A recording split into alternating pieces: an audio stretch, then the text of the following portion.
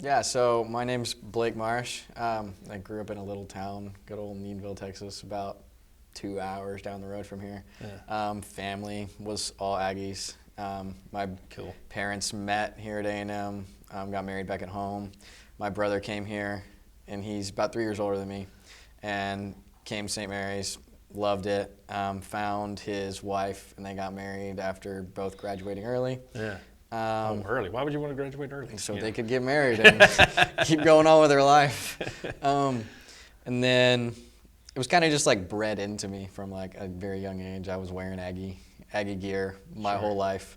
Didn't apply to any other school. It's like, we're just going to go to A&M. Came here not really knowing anything about what I wanted to do. Yeah. Kind of stuck in that, your teachers tell you you're smart, so you should go be an engineer. And I was like, I'll go be an engineer. Yeah. Started off in engineering, thought I wanted to be one. Thought I wanted to be an aerospace engineer, explored that for a little while. I was like, okay, no, I can't do that. And found myself in a little small major in ocean engineering, so still in engineering here at A&M. Kind of found my home, and found my home here at St. Mary's. So I've been blessed and love every second of my time. That's awesome. That's awesome. So tell me a little bit about some challenges that kind of challenges your faith in college life. Yeah, that's I think a really important thing for most people to kind of think about, like coming into college. For me, I feel like the biggest one that kind of encapsulates a lot of them is just like kind of just self-discipline and discipline in your faith, and I feel like it encapsulates all the different little challenges, if that's chastity, sobriety, excellence, pride, kind of all of that is just encapsulated in that faith discipline. Sure. And how I'm on my own now. If I wake up on a Sunday morning and I wake up at 11 o'clock and I've missed 9 a.m. Mass and 11 a.m. Mass and I don't want to go to Mass, I don't have to go. Like, I don't have to tell my mom I didn't go to Mass. Like, God's the only one that's going to know. Yeah. And even though I feel so strong in my faith coming out of high school, it still was, man, I was out late hanging out with friends on Saturday. I sleep till 10 o'clock in the morning. Man, do I really want to go to Mass? But it's like, yes, like the faith is the most important thing. And having that discipline to go to Mass, and having that discipline not only to go to Mass, but receive all the sacraments, go to confession, go to daily Mass every once in a while, show up to all the different organizations, get involved. So you're not just like showing up and leaving and doing the bare minimum, but you're growing yourself, and you're gaining good friendships, gaining good growth, becoming a whole better person like while you're here. Yeah. So I feel like if you can like attack that discipline and just have discipline in yourself to go out and do things, go out and be strong in your faith, then there's no way you'll lose that faith. Yeah. So how has St. Mary's helped you with those challenges, with that challenge of discipline? I feel like massively is just the community. Yeah. I came here actually with a big understanding that, man, like St. Mary's community is just on fire. It's awesome. So I came here as a freshman. I was like, man, I'm going to go to Connect, which is just that first retreat that the freshmen get to go to. I was like, I want to go to Connect. I was like, my brother met his wife at Connect. I was like, I'm going to meet my wife. I was like, I'm going to make so many friends. Like, I just can't wait. I just cannot wait. So I come in and Connect just kind of like, it didn't hit it off for me. I didn't really make any friends. And I was like, okay, like that's fine. Like, I'll go get into John 15. When I get into John 15 as a freshman, I show up to the first meeting, and it's me and my two small group leaders. Nobody else in the group showed up. Oh, man. And I was like, man. So, like, from the start, I was just, like, punched in the face. And I was like, ugh. I was like, man, like, how am I supposed to keep showing up and making my lifelong friends when, like, I've met nobody? And my mom would call me, like, on a monthly basis and be like, hey, Blake, like, how's John 15? Like, Grant met all his friends in John 15. Like, have you made any friends? And I'm like, no, Mom. Salt in an open wound. Like, I'm still, like, trying, but I've made no friends. And it was just, like, it was really hard for me because it was like, okay, I really have to practice my discipline and practice showing up. And just slowly but surely, like, I ended up finding my home and finding my friends, and I became leaders in both those organizations.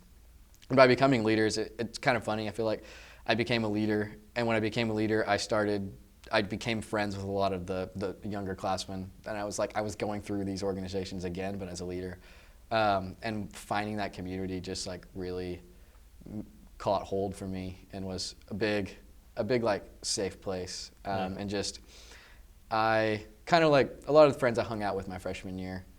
Great people, just kind of seemed to be like pushed a little bit to the side unintentionally because I found those friends that just breed life and breed goodness and made me want to invoke that discipline. And they were all going to mass, so of course like I got to go to mass. They were going to confession, of course I got to I'm going to confession with them. Like I know I want to go, and it just helps when all the people around you are so on fire that they just drag you to all these things. That accountability. Yeah.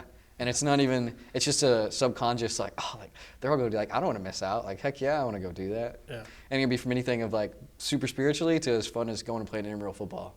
And just surrounding myself with good people that breed life really helped me just stay disciplined in my faith and continue going along. So, A&M is known for its traditions. Yes. It's very famous for its traditions. How has St. Mary's become one of those traditions for Aggie Catholics? I feel like that's a really good way to think about it. I know for me, I fell in love with all of the Aggie traditions as a young kid. Like coming to games. My family always took us to one game a year, and it was just like the highlight of the fall. Like me and my brother and my sister, we all got so excited, and we came up for one game, and you were standing the whole time as a little 6-year-old and yelling as much as you could yell, but couldn't see a dang thing, and it was just you just had a blast. Yeah. And then as I grew older and I started hearing about more of like St. Mary's, that was probably like my biggest draw to A&M was, man, like that Catholic community is insane. Yeah. And it was like, holy cow, like there's a ton of people that come to A&M for that Catholic community and that and how on fire St. Mary's is. I mean, they say how it's just so different, and it's so true. There's nothing like it. They set the standard for all Catholic parishes and faiths, and it's just like, it's fantastic. So for me, it drove me here. I feel like it brings a bunch of other people here.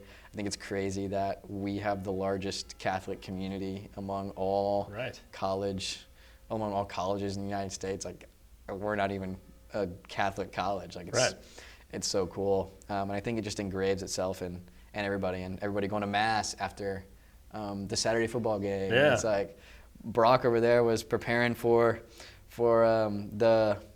prepare for choir for the Sunday after the Notre Dame game, and every time we would talk about it, he's like, "Yeah, it's for that Notre Dame mass," and it's just like, man, it's just like drained into like the mass itself, and it's just like, man, it's so cool to see like St. Mary's accept the traditions of the university, but also like have their own and create this sense of like, hey, we are A&M too, and how it's so cool that they kind of just blend. Yeah, because y'all are making up, the Catholic community here is making up like 25% of the student body. Which is crazy. That's we can only get more. Yeah, that's right. And then I've been noticing the RCIA classes are just packed. I was like, so y'all are working on those numbers. You got two rooms full of RCIA, which is just beautiful every year. It's so beautiful. So St. Mary's College Station is becoming very well known for its vocation machine. Yeah. I mean, cranking out priests and nuns. Oh, there more vocations come out of this area than anywhere else in the United States. What's the secret?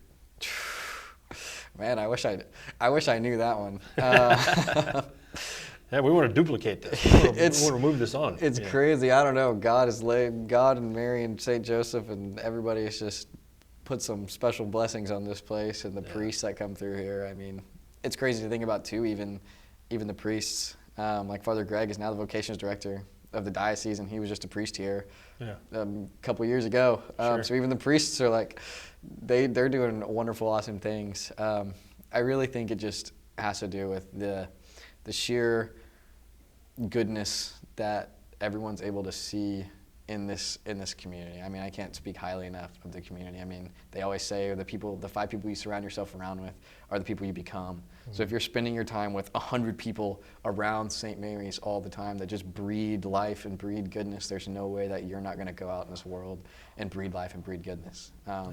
So it's just, it's that community. It just rubs off on you. There's no way to get around it. I mean, you go to mass for the first time, and you're like, holy cow, there's 1,500 Catholic students here at 9 a.m. after a football game that ended at midnight. Like how, like they all have the same motivation. Like it makes you want to be a better person. And I think for those people discerning the priesthood, with all of the resources that are available here. I mean, all of the organizations. You're able to talk to priests all the time. Any organization you're involved in, you can get the answers to the questions you really want to know. The vocations director comes out monthly to this campus. He knows the success rate. Oh yeah, I mean that's where you find them. Yeah. So it's just it's really cool. That's great. So last question, what does St. Mary's mean to you? Man, just about everything it possibly could. It's definitely my home here. It's different as I've gotten a little older and started my junior year. There's a little bit less to be involved in, but it's where I found my friends for life. It's where I found my faith grow in so many ways. I know my faith journey would not be the same, and my life would not be the same if I never would have showed up here day one. If I never would have reached out to so many people and tried to create a Catholic community, tried to create good, strong friendships. I mean, St. Mary's, the people at St. Mary's probably make up, I don't even know, probably like 80% of my friendships. All the people I play intramurals with, all the people I go play pickup basketball with, all the people in my Bible studies, all the people I sit by in classes, all the people I go to football games with, like the people that I spend all my time with just happen to be awesome, freaking so cool people that just happen to share my faith. And it means just about everything to me. I know I would not be the person I am sitting here today, and I know I wouldn't grow in the way I'm going to grow in the next 2 years to be the man I hopefully can be for my future family if I wasn't here today. So that's awesome. God bless you, Blake. Appreciate it. Thank you very much.